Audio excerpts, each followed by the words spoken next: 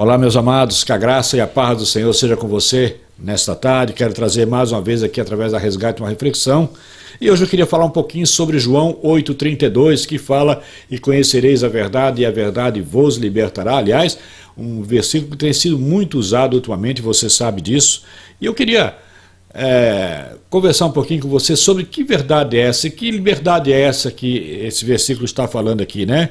O que ele significa, né? Ele significa que somente a verdade de Cristo liberta o pecador, né? A salvação do homem só é possível através de um relacionamento genuíno com Jesus Cristo, que expressa um compromisso sincero com a verdade que ele, Cristo, revelou para as nossas vidas. Foi o próprio Jesus quem declarou isso, né? E conhecereis a verdade, e a verdade vos libertará. Isso aconteceu, querido, durante um discurso perante os judeus no templo. Nesse discurso, Jesus defendeu a sua missão, a sua autoridade que recebeu do Pai, conforme fala João 8:12-59.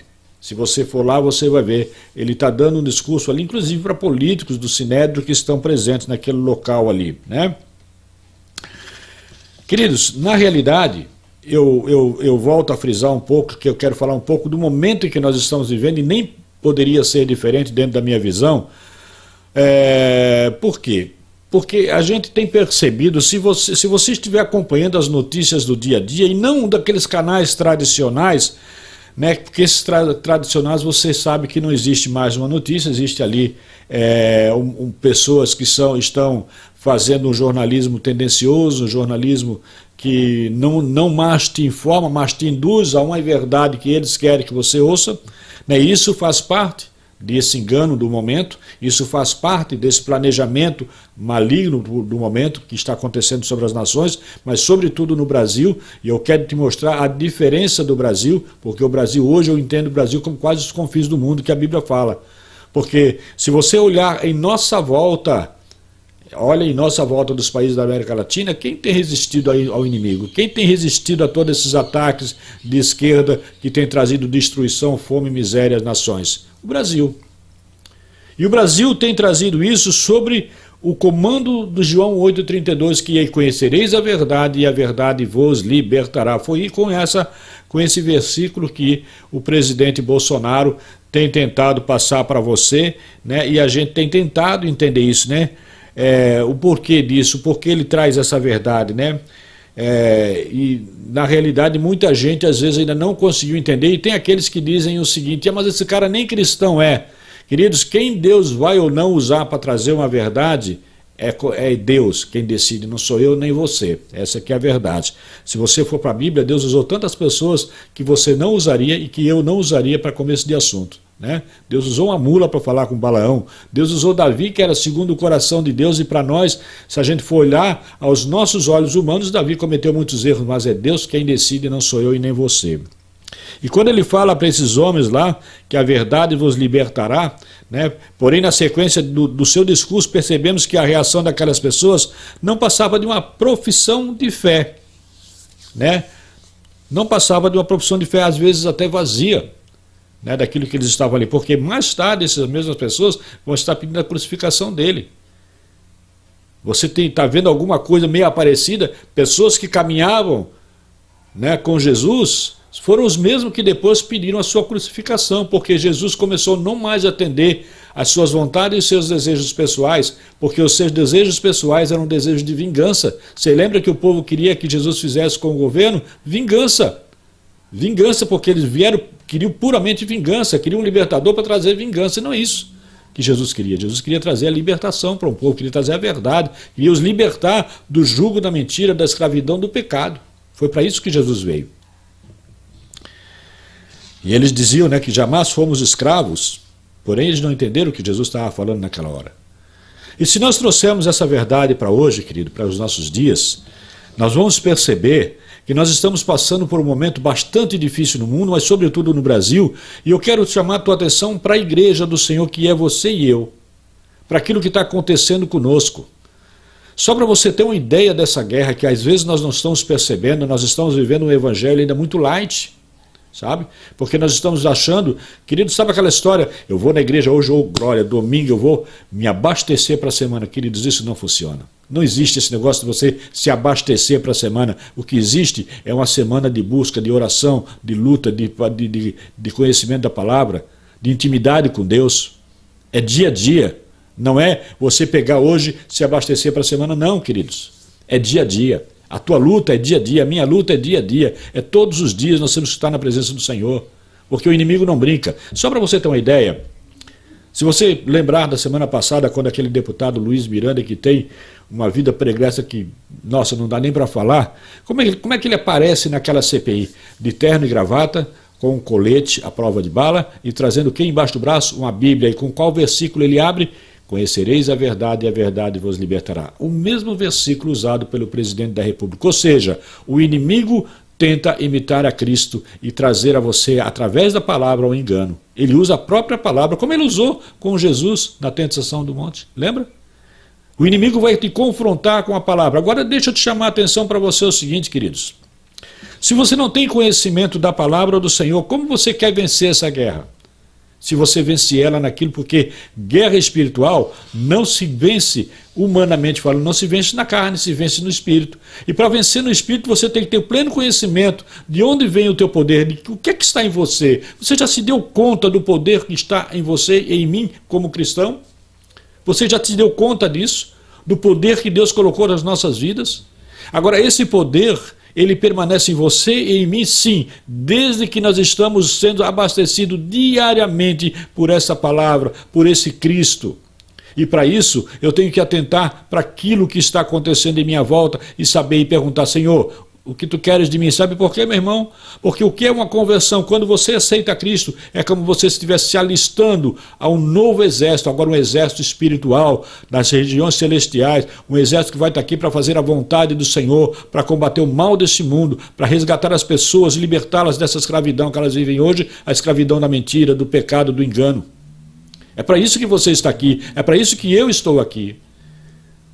Eu não estou dizendo para você que nós vamos ter que parar de viver, não, o cristão não pode ser. Não, nós somos pessoas extremamente alegres e felizes, mas a minha alegria, ela está quando eu consigo realizar a vontade do Senhor. A minha alegria está em fazer a vontade do Senhor. O meu prazer é fazer a vontade do Senhor, porque o meu prazer precisa ver o outro salvo, o meu próximo salvo, o meu próximo liberto. Deixa eu te fazer uma pergunta, você sabe quantas milhões de pessoas no mundo hoje choram a perda dos seus filhos por essa doença maligna que se abateu sobre as nações?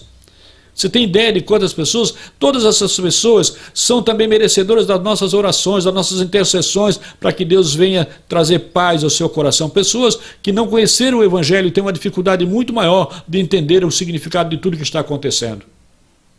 Elas têm uma dificuldade muito maior do que eu e você.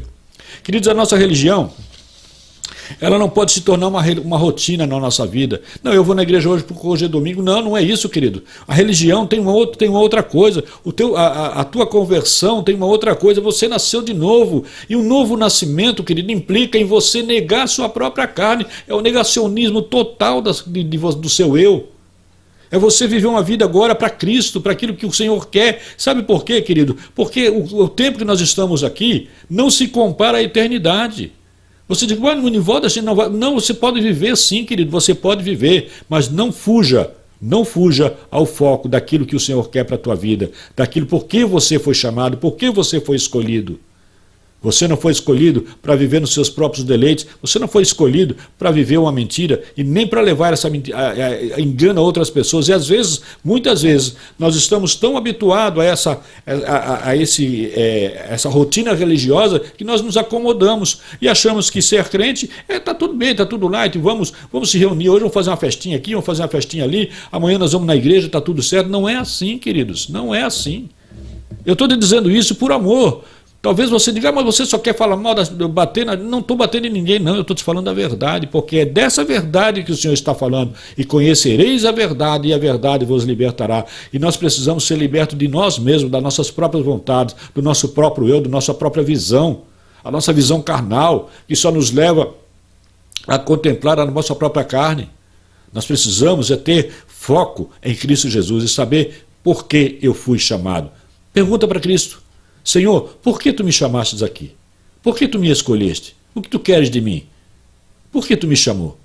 Sabe quando seu pai e a sua mãe chamam? Eles te chamam porque eles têm algum objetivo, algum motivo. Eles nunca te chamaram e você chegou na frente deles e ficaram calados, não. Eles têm uma resposta para você, assim é o pai.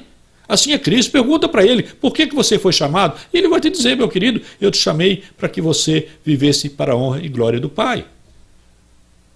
Para que você combatesse o bom combate, para que você fosse o quê? Você denunciasse o pecado que está em sua volta. Foi para isso que nós fomos chamados. Agora, isso tem um preço. Isso tem um preço a ser pago. Aí é que está o detalhe. Eu e você estamos dispostos a pagar esse preço, porque esse preço, querido, terá uma recompensa enorme quando nós partirmos daqui. Porque nós, eu vou repetir, nós não pertencemos a este mundo.